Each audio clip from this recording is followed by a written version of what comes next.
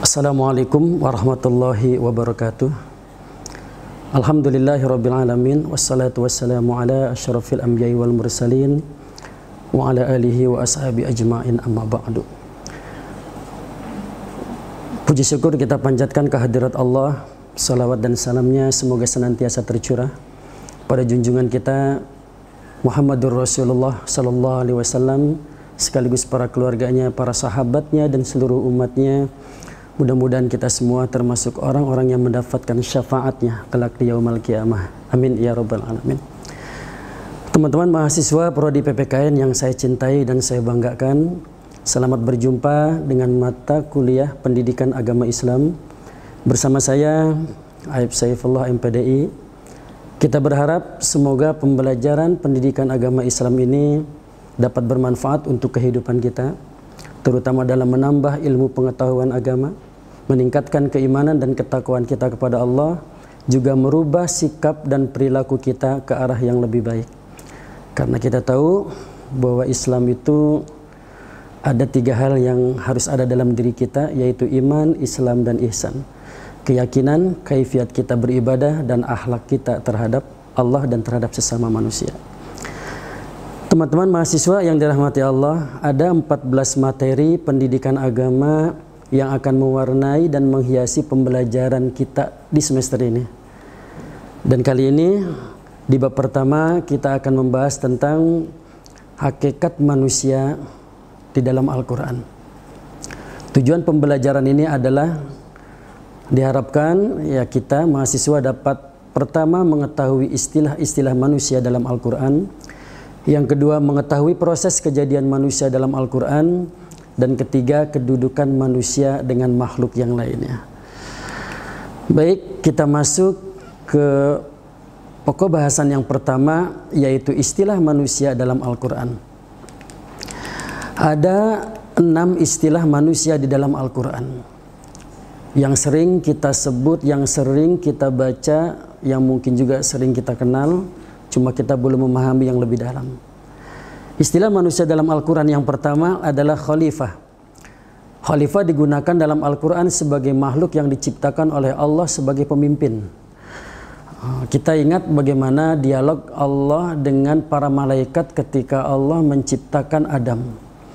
Ketika itu Allah berfirman, wa idh qala rabbuka lil malaikati inni ja'ilun fil ardi khalifah. Qalu ataj'alu fiha may yufsidu fiha wa yasfikud dima'. Wa nahnu nusabbihu bihamdika wa nuqaddisu laka qala inni a'lamu ma la ta'lamun. Wa idz qala rabbuka lil malaikati inni ja'ilun fil ardi khalifah. Ketika Allah berfirman kepada para malaikat, sesungguhnya aku akan menjadikan khalifah di muka bumi ini. Qalu, malaikat berkata, ataj'alu fiha may yufsidu fiha wa yasfikud dima'. Di sini ada bahasa sedikit protes dari para malaikat. Malaikat mengatakan, ya Allah, kenapa engkau menjadikan manusia sebagai khalifah di muka bumi? Mayubsidu fiha wa yasfikud dima, sedangkan mereka itu suka membuat kerusakan, suka menumpahkan darah dan sebagainya. Wa nahnu nusabbihu bihamdika wa nuqaddisu lak, sedangkan kami adalah termasuk golongan yang selalu memuji engkau. Qala, Allah menjawab, inni a'lamu ma la ta'lamun, sesungguhnya aku lebih mengetahui apa yang tidak kamu ketahui. Nah, itu yang pertama, khalifah, pemimpin. Kemudian yang kedua, An-Nas.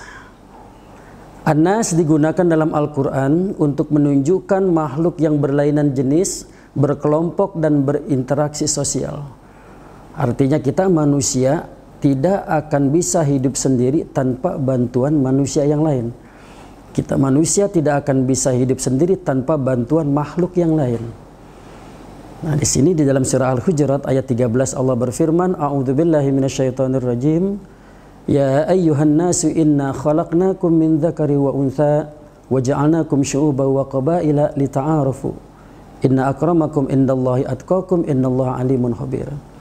Hai sekalian manusia, inna khalaqnakum, sesungguhnya kami menciptakan kamu min dzakari wa unsa, dari laki-laki dan perempuan. Wa ja'alnakum, dan kami jadikan kamu syu'uba, berbangsa-bangsa, wa qabaila, dan bersuku-suku. Ada berapa bangsa di dunia ini? Banyak sekali. Ada berapa suku ya di dunia ini? Banyak sekali. Di Indonesia saja ada berapa suku ya. Nah, untuk apa Allah menciptakan itu semua? Lita'arafu, agar kamu saling mengenal. Nah ini, agar kamu saling berinteraksi sosial antara satu bangsa dengan bangsa yang lain, antara suku yang satu dengan suku yang lain. Inna akramakum indallahi atqakum, tapi kita harus ingat bahwa yang paling mulia di antara mereka bukan satu bangsa tertentu, bukan satu suku tertentu, tetapi atqakum, orang yang paling bertakwa di antara kamu. Innallaha alimun khabir, sesungguhnya Allah Maha mengetahui lagi Maha teliti. Nah ini Anas. Kemudian yang ketiga, insan. Digunakan dalam Al-Quran untuk menunjukkan bahwa manusia itu adalah makhluk yang sempurna dan mulia dibandingkan dengan makhluk Allah yang lainnya. Apa bukti kemuliaan manusia dibandingkan dengan makhluk yang lainnya? Pertama, ketika Allah menciptakan Adam, di sana Allah memerintahkan wa idh qulna lil malaikati isjudu li adama fasajadu. Allah memerintahkan supaya para malaikat itu sujud kepada Adam sebagai bentuk penghormatan. Sedangkan dalam sejarah tidak pernah ada manusia sujud kepada para malaikat.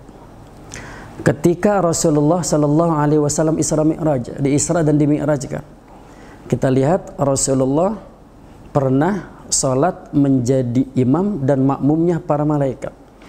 Sedangkan dalam sejarah tidak pernah manusia sholat yang imamnya malaikat.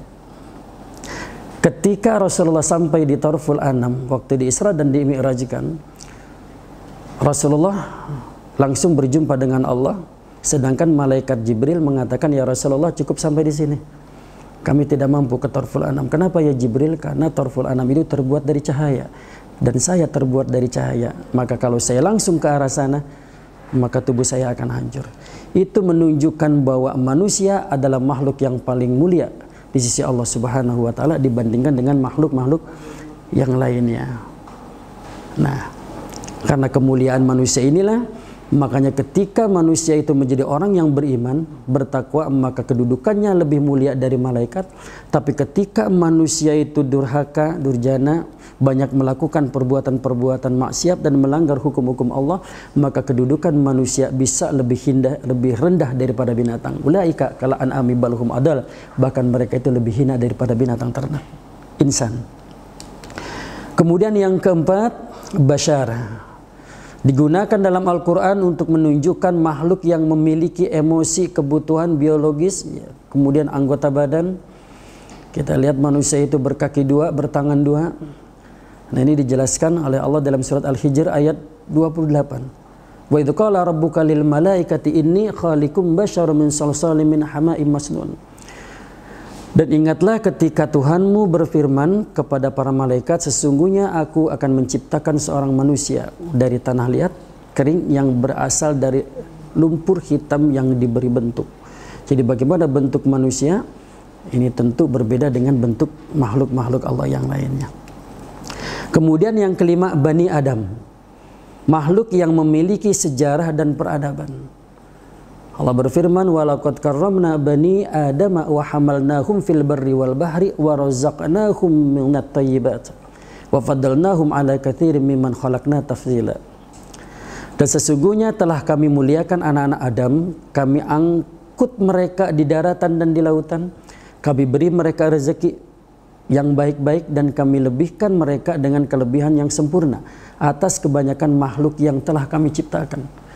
Bani Adam ini artinya makhluk Allah yang mempunyai peradaban. Allah menciptakan lautan, kemudian manusia berpikir bagaimana supaya melintasi antara satu pulau yang satu dengan pulau yang lain. Maka di sana diciptakanlah yang namanya kapal laut, perahu dan sebagainya. Kemudian manusia berpikir bagaimana menempuh satu jarak dari satu tempat ke tempat lain dengan waktu yang begitu singkat, seperti burung. Maka diciptakanlah pesawat terbang. Dan itu adalah peradaban manusia yang diakui oleh Allah di dalam surah Al-Imran ayat 191. Inna fi khalqis samawati wal ardh wa ikhtilafil laili wan nahar la ayatin liulil albab.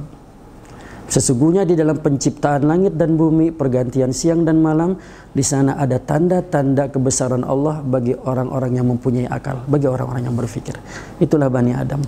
Dan yang keenam, umat.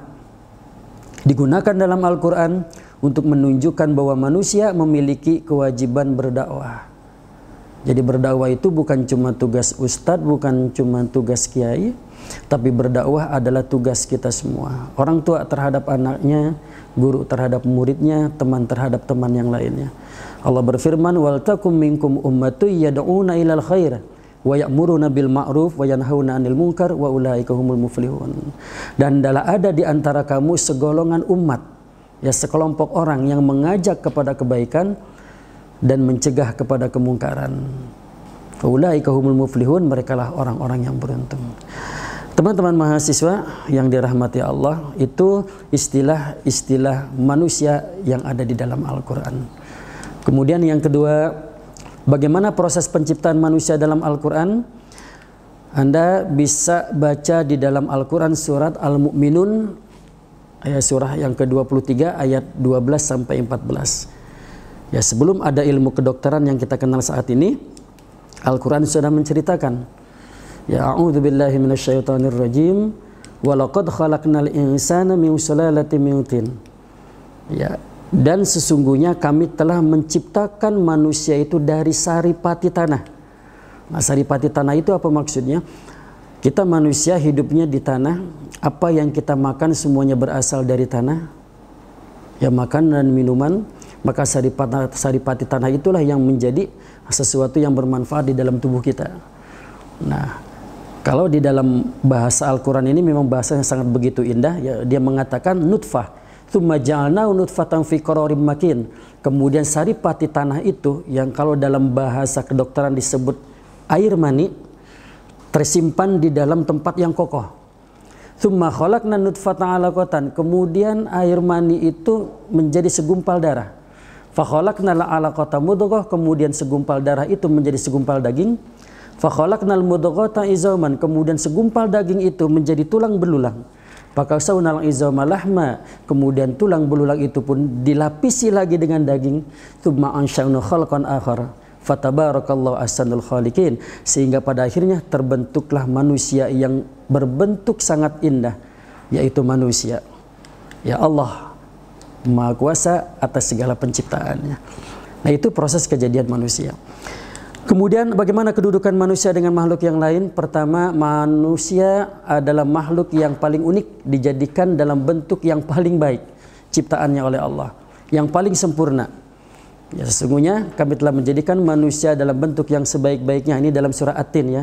Laqad khalaqnal insana fi ahsani taqwim. Bahwa Allah telah menciptakan manusia itu dalam bentuk yang sebaik-baiknya. Ya, kalau kita kurang yakin kalau manusia itu diciptakan dalam bentuk sebaik-baiknya, mungkin kita bisa keraguan. Nanti kita bisa ukur deh. Ya, kira-kira kita sama yang di Ragunan cakapan siapa gitu ya. Itu biasa nih takwim, ya. Allah menciptakan manusia dalam bentuk yang sebaik-baiknya. Kita bayangkan hidung kita lubangnya di bawah, kemudian telinga kita di samping kiri kanan. Nah, Anda bisa bayangkan kalau misalkan Allah menciptakan manusia hidungnya di atas atau lubang hidungnya menghadap ke atas. Bagaimana nanti kalau misalkan hujan? Allah menciptakan kuping kita di atas. Masya Allah, ya. Itulah indahnya manusia yang diciptakan oleh Allah. Dan kita yakin ini adalah sebaik-baik makhluk seperti At-Tin ayat 4 tadi.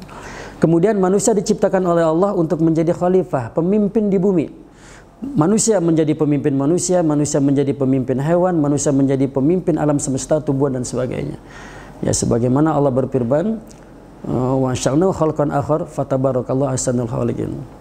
Bahwa Allah itu ya menjadikan manusia itu sebagai sesuatu yang baik dan sempurna untuk mengatur alam semesta ini. Kemudian yang ketiga, manusia adalah makhluk Allah yang berakhlak. Ya, berakhlak adalah ciri utama manusia dibandingkan makhluk lainnya. Artinya manusia adalah makhluk yang diberitakan Allah kemampuan untuk membedakan yang baik dengan yang buruk. Manusia diberikan akal pikiran untuk bisa menembus sesuatu yang tidak bisa ditembus oleh makhluk yang lainnya. Itulah kehebatan manusia. Baik, teman-teman mahasiswa, itulah hakikat manusia di dalam Al-Quran. Mulai dari istilah nama-nama manusia dalam Al-Quran, kemudian proses kejadian manusia dalam Al-Quran, dan kedudukan manusia dibandingkan dengan makhluk-makhluk yang lainnya. Insya Allah materi ini akan kita lanjutkan kepada materi yang kedua dan seterusnya. Agama, fungsi agama, kemudian dalam hal muamalah, dalam al-syariah, akidah dan sebagainya. Semoga yang pertama ini bermanfaat untuk kita semua dan tentunya dapat kita amalkan dalam kehidupan kita sehari-hari. Sekian, kurang lebihnya mohon maaf. Wassalamualaikum warahmatullahi wabarakatuh.